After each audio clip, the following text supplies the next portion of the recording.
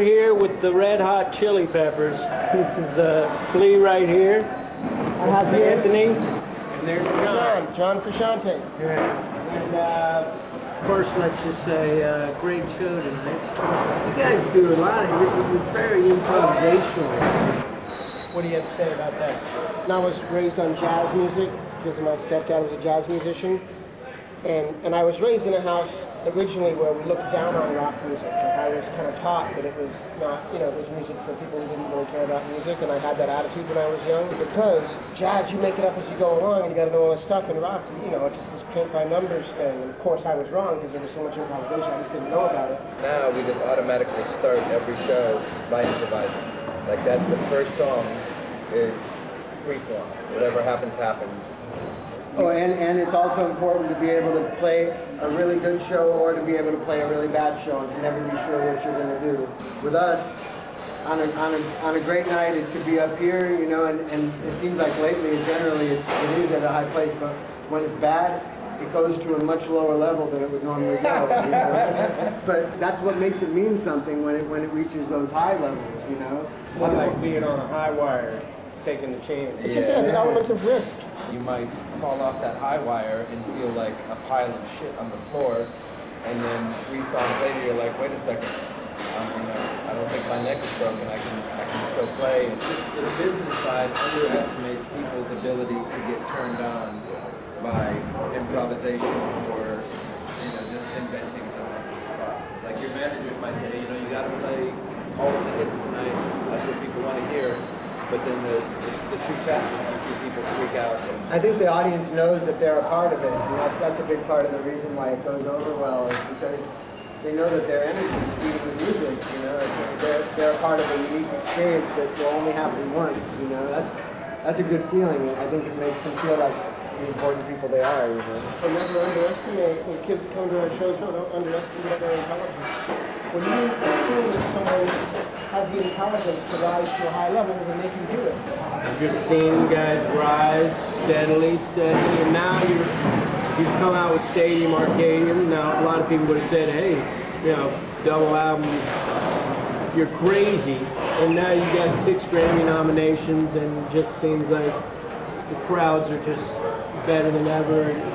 Where do you see yourself now? We've got about 6 more months of touring with this music, but I think in some ways, because it was such a long cycle, like our brains are already starting to think about new music and writing new songs and kind of excited about starting a new cycle. There's a really special chemistry that happens, between Chad and John and myself that, has kind of blessed us with something that does keep changing and moving and going forward and not just kind of staying the same. Our relationships to each other change, We've gone through a huge metamorphosis that's brought us together in a really good way. For me, that's a big part of what keeps it fun on tour, is that you're really happy to see the people you're playing with every day, I feel like, this stretch of work we've been doing, I'm pretty sure it's the most grueling amount of work we've ever done.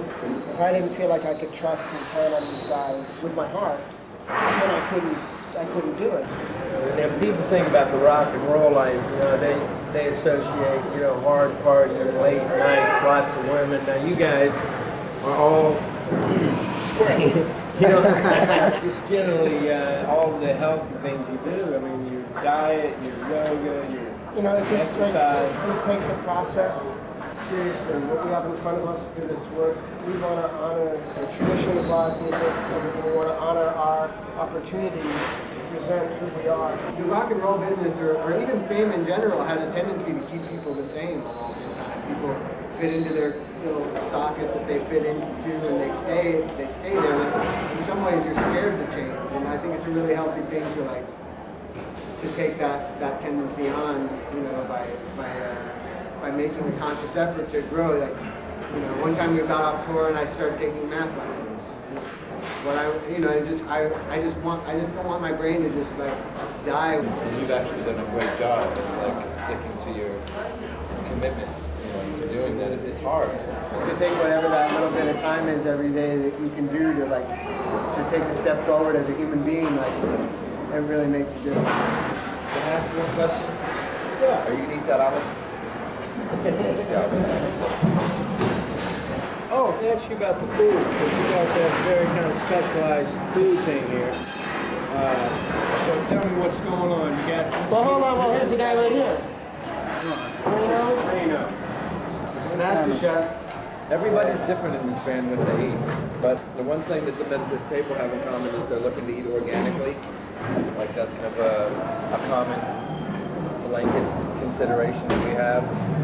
Everything is organic, everything is fresh. He goes out in the morning and he gets local food that's grown by like local farmers, so it's not being transported across the planet in a meal. Every note that we play is directly influenced by Wayne. I wanted to mention a couple of things. You were the first use of tree-free post-consumer waste paper in a CD jacket. And I don't even know if you guys know that as a result of that, now Warner Brothers just went 30% PC. It's a huge thing in the music industry, and I think worldwide it's going to have a big effect. But if you guys hadn't started that and stuck with your guns at Warner Brothers, it wouldn't have happened. That was a win-win-win-win situation. Like right down the line, like a domino.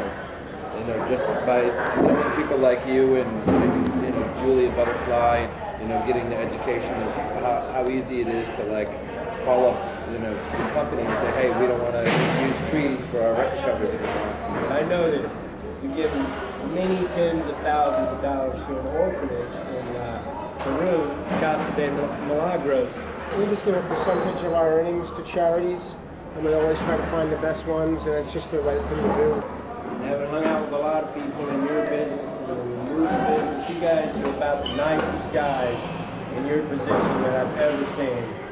And thank you so much for everything you do. You've been great friends to me, and I love you guys. Thanks for taking the time to do this. And if you could all just say hello to Voice Yourself. Hi, Voice Yourself. Hello, Voice Yourself. Thanks, guys.